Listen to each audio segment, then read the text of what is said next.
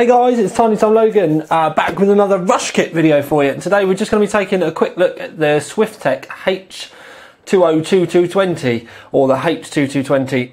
It's quite a confusing name because they have actually already got a product out named that, and it is kind of similar. It's a 240mm water cooling loop, but it all comes in bits.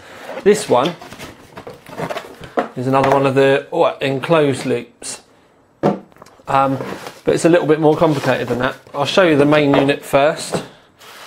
I need to make sure I keep an eye on the time with this one.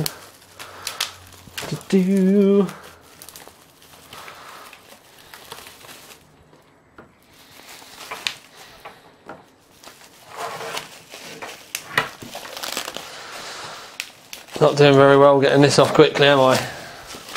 Ah, there we go. Right. Pull all the bits of plastic off. So, just to have our first look, we've got a 240mm radiator at the top, Swiftech rad. If you have a look on the end here, you can see that we've got like an extension to the radiator. That's actually the reservoir, and you've got a fill port there as well.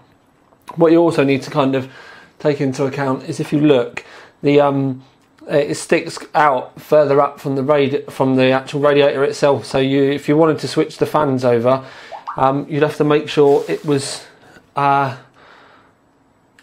My phone's put me right off. You'd have to make sure that you didn't want to put this side up on the top, because the ends are able to twist around should you want them to. They're adjustable. You can see that they spin. And then at the bottom, what we've got is the CPU block, but also with the pump built in, and you can see that we've got a CPU hose on either side of the CPU block. I've got to admit, I'm not too keen on the thought of having one either side, for the main reason of trying to make the hoses tidy when it's in your system. It's not something that I'm, massively keen on, but we'll wait to see that. Don't forget, if you want to see the main review, keep your eye on the main OC 3D TV channel, and we'll be putting the full review up there.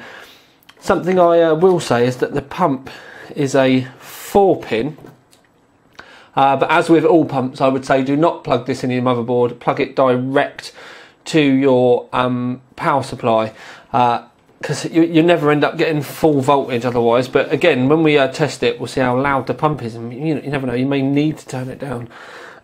So we've got a nice honeycomb design there. It's actually quite a thick block. If you have a look, this is where I would expect the CPU block to stop, so all the rest of this must be the pump. It does look very similar, kind of size-wise, to the DDC pumps, but we'll see what that's like later on. Something else I will say is that the hose can be removed and you can expand it. But with these crossover units, the all-in-one things, expanding them, I wouldn't want to run more than my CPU on this radiator alone. I certainly wouldn't want to add a GPU into it. So by the time you think about adding reservoirs or adding more radiators, you kind of get to the point where you're like, well, why don't you just buy a fully fledged water cooling loop? But we'll have a look at the other things that are in the box. We've got some mounting screws. We've got some tin mate. Yeah.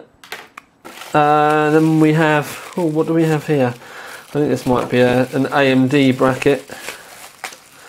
Have a look. Come on, rip the paper off. Yeah, then we've got an AMD bracket for mounting. And then we've also got a rather funky, I'm just trying to get it out and then I'll show it to you, fan controller, which, well, not fan controller, but like a fan power board. You've got a Molex on one end, and then you've got a selection of 4-pin powers on the top. Now, all it's saying there is you've got channel 1. It's not saying what the differences are, whether they're all 12 volts. We will peruse the manual quickly. Right then, I checked, and basically this red one is the one that will report, if you plug this end in, this end will report to the motherboard like an RPM speed. So this is the one where you plug the pump into. The rest you can just use for fans, and it's just literally a power distribution board. There's no fan speed reduce or anything like that to it. So that's quite good, I quite like that. So that's it really. I just wanted to give you a quick look to have a look at it. Obviously it comes with the fans here. They do look like airflow fans more than Rad fans, but like I said, we will give this a full test on the OC 3D TV channel. I know a lot of people have been waiting to see this be put up against the H100i. But all you need to bear in mind is we will be putting it up against everything, because this will be going in our graphs with the other coolers that we've done before. So we will really be able to see whether, you know, the extra pump makes any difference, and whether like a proper, you know, fully fledged water cooling radiator again makes any difference. I'm actually quite looking forward to testing this one.